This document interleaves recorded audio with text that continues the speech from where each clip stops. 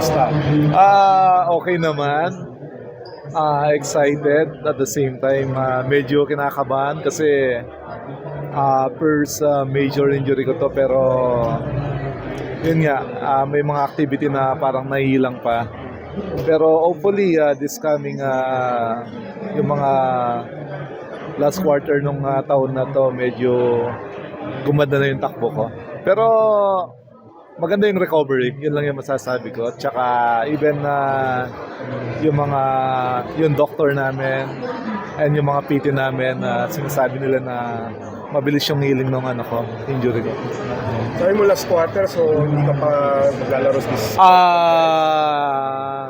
Hindi ko masasabi, pero I'm trying. Yun din yung goal namin.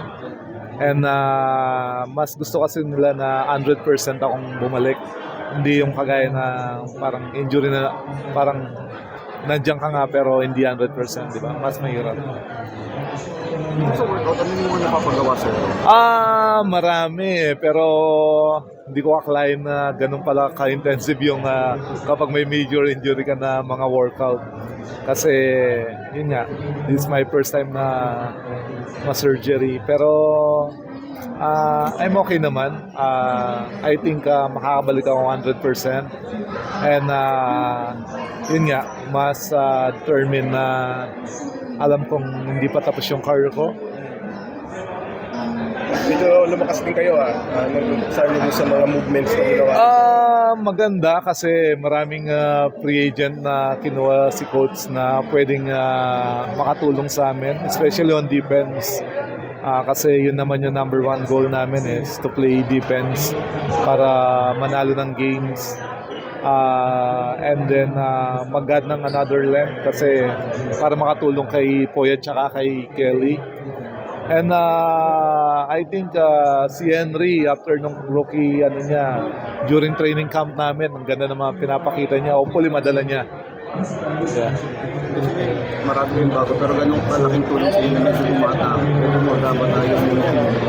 Maganda kasi nakita naman natin na during last season, yung playoffs medyo nahuubos na yung mga player, ang daming injuries Pero yun nga, nag-add ng mga another young guys si coach para sa mga panghaba ng ng mga stretch ng mga veterans namin. Kasama na ako doon. Kaya ba uli ang Grand Slam? Oo.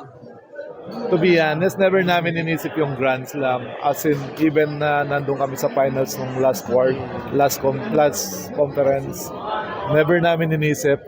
I think kusa lang dumarating. Kasi once na inisip mo yung ganun na goal, mape-pressure ka lang. So, siguro, yun nga, for us to win another championship or ganun na run, I think pinaka-importante sa amin is one game at a time, and then yung goal namin is to win games muna. Wag championship kagad. Reaction mo lang kay LA na coach na ngayon?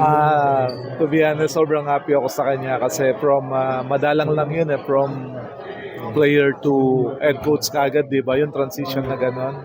And sobrang happy ako kasi nakita ko siya during our college. Kasi teammate ko siya nung PBL days and national team, kung paano kagaling na player. And then yung basketball IQ niya sobrang taas. So bagay na bagay talaga siya mag-head coach. Pero yun nga, iba yung head coach at saka iba yung player. Pero I think makakapag-adjust naman siya kagad. Hindi mo na ba naisip yung never. Never ko pang naisip na kasi to be honest, nag-enjoy pa ako as a player. I think yung competitiveness ko nandun pa. And I think